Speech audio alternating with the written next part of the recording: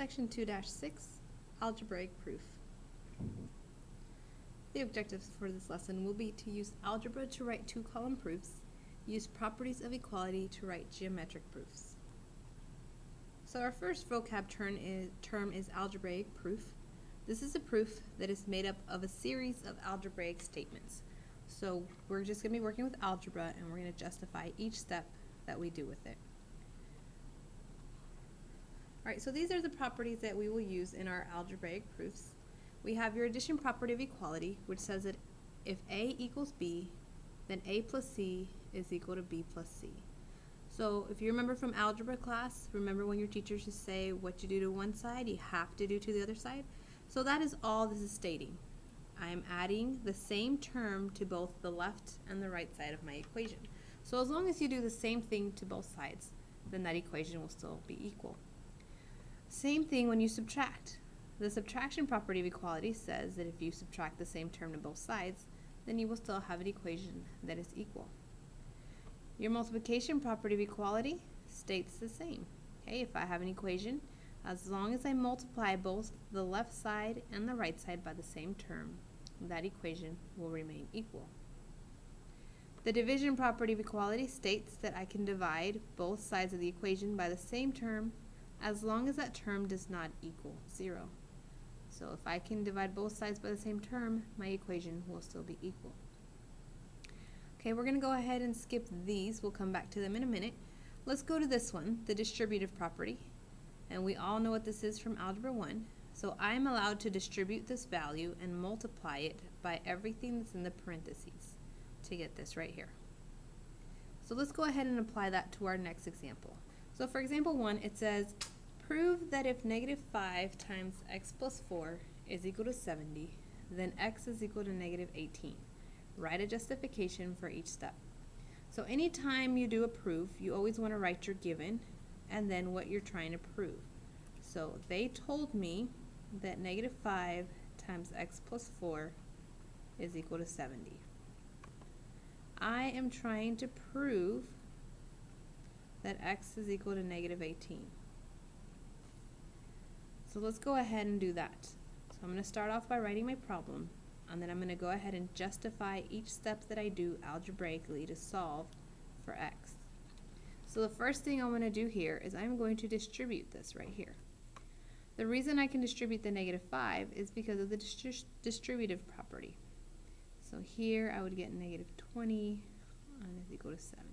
So my justification for this is the distributive property.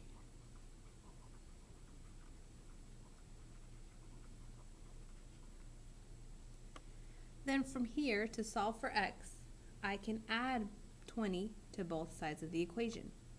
When I add 20 to both sides of the equation, I get that negative 5x is equal to 90. And the reason I can do that is because of the addition property of equality. I'm going to go ahead and abbreviate some of these so we don't have to write a lot. There we go. So I added 20 to both sides, so therefore my equation is still equal. The last step here to solve for x is to divide both sides by a negative 5. When I do that, I get that x is equal to negative 18. The reason I'm allowed to do that is because of the division property of equality. It says if I divide both sides by the same term, then the equations will still be equal. So here we just proved that x is equal to negative 18 for this equation. I justified each step, and I was able to say why I could get from one step to the other. And so I have shown that x does equal negative 18. Alright, so now let's come back to this these properties right here. For these properties right here, we have the reflexive property, which says that A is equal to A. So, and I know that looks pretty weird, but what that means is if I tell you that something measures 5, you know that it measures 5. It's not going to equal some other random thing. Whatever you have is equal to itself. The symmetric property says that if A equals B, then B equals A. So for example, if I wrote x equals 5, I can also write it as 5 equals x. Doesn't matter which way I write it, it's still equal. The transitive property is if A equals B and B equals C, then A is equal to C. Now this might look a little bit familiar because this looks like the law of syllogism that we covered. Notice how they took out the repeating parts. So if A is equal to B and B is equal to C, well then that means that A should equal C as well. We just have this part right here that's just in the way, but by the transitive property, that means that they're equal. So that right there is what you would say. Substitution property says that if A equals B, then A may be replaced by B in any equation or expression. So on the problem that we just did on example 1, remember how they said that x is equal to negative 18? I can go ahead and substitute and plug that back into the equation that we had negative 5x plus 4 equals 70. I can take this value and plug it back in here because of the substitution property of equality. Alright, so let's go ahead and apply these. We're going to use those properties on example 2. State the property that justifies each statement. So let's take a look here. If 4 plus parentheses negative 5 is equal to negative 1, then x plus 4 plus negative 5 is equal to x minus 1. So notice right here, we have an x on both terms that were not over here. So the property that they used here is the addition property of equality. So we're going to go ahead and write that here. Addition property of equality.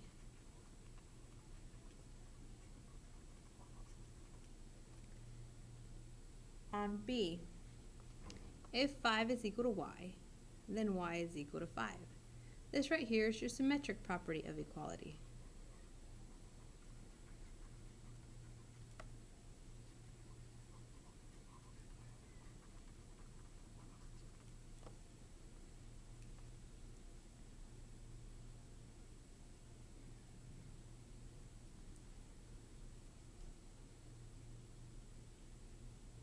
So let's go ahead and add one more right here. What if I said if 5x equals 10 and 10 is equal to 2 times 5, then 5x equals 2 times 5. So what property am I using there? Notice I removed 10 from both of these, and I left with 5x equals to, is equal to 2 times 5. So we have this piece, and we cut out the part that repeats. So this right here is your transitive property of equality.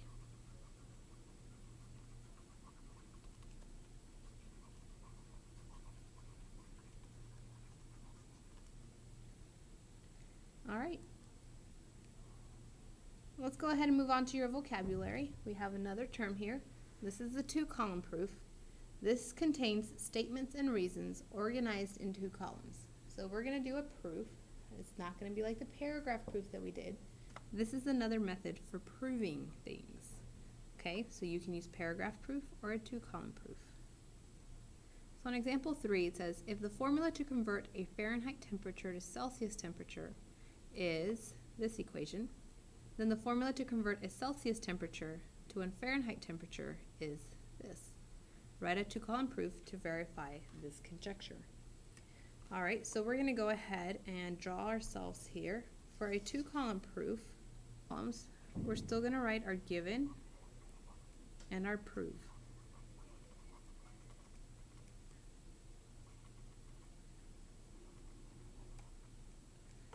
Okay, and then on the left side, we write our statements. And on the right side, we have to justify and give our reason. So first, anytime you're proving something, you have to tell me what you know. What do you know is true already? So I know that Celsius is equal to 5/9 times F minus 32. This is given, okay? So this is already stated as fact. So So my reason for this is that it's already given. So now I have to go ahead and show that Fahrenheit is equal to 9/5 times Celsius plus 32. So the first thing I'm going to do, and there's more than one way to do this algebra problem, I can multiply both sides of the equation by 9/5.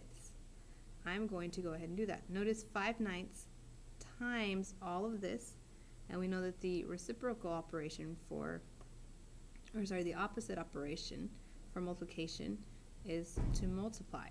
So I'm going to multiply by the reciprocal, which is 9/5. So I end up with 9/5 C is equal to F minus 32. The reason I can do this is because of the multiplication property of equality. Or sorry, the division property of equality.